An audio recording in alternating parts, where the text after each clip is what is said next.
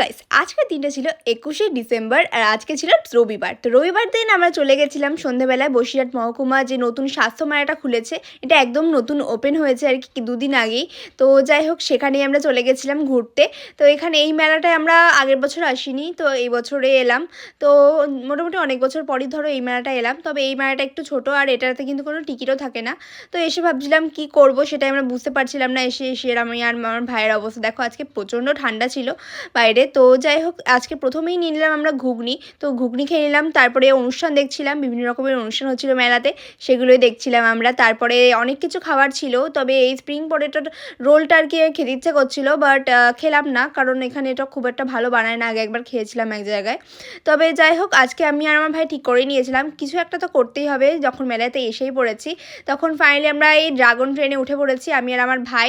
তো 50 টাকা করে টিকিট ছিল, তো আমাদেরকে মোটামুটি 6বারের জায়গায় 12বার ঘুরিয়ে দিয়েছে, যেহেতু সেই সময়টা আর কি খুব একটা লোকজন হচ্ছিল না, তার জন্য বোধহয় আমাদেরকে অনেক বেশিবার ঘুরিয়েছে।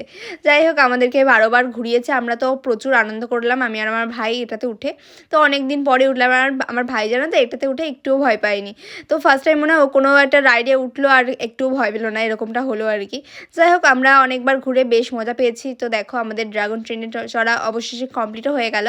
আর ফাইনালি কিন্তু দেখো এখানে আমরা তুলে নিচ্ছিলাম। তো মেলাতে আসলে তো এটা একদম ম্যান্ডেটরি নিতেই হবে, এটা তো আমার প্রচণ্ড ফেভারিট। আর এখন আমার সাথে সাথে আমি যা যা ভালো লাগে মোটামুটি আমার ভাইয়েরও ভালো লাগে, তার জন্য আমার ভাইয়েরও ওটা খুবই পছন্দের। তো যাই হোক সেটা একটা নিলাম, এটা মোটামুটি 30 টাকা দাম নিল একটা। যে যতগুলোই তোমরা নিতে চাও মানে একটা 30 টাকায় পড়বে। তো যাই হোক আমরা তারপর একটু ডান্সের দেখতে পাচ্ছ পারফরমেন্স দেখছিলাম। তো যাই হোক আজকে কে আসবে জানি না, সেটার জন্য আমরা মেলাতে আসিও নি যদিও।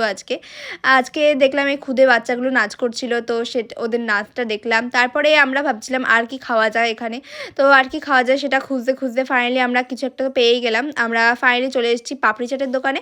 পাপড়ি চাটগুলো তোমরা জানোই যে 50 টাকা করে দাম নেয়। তো পাপড়ি চাটটা খেয়ে নিলাম আমি আর আমার মা এখান থেকে দেখো। আর ভেলপুরিও বিক্রি হচ্ছিলো, তবে আমার পাপড়ি চাটটাই বেশি ভালো লাগে, তার জন্য সেটাই নিয়েছিলাম। যাই হোক আজকের ভিডিওটা এই পর্যন্তই, দেখা হচ্ছে নেক্সট কোনো মিনি ব্লগে। ততক্ষণের জন্য সকলকে চলো টাটা বাই, সকলে খুব ভালো থেকো সুস্থ থেকো।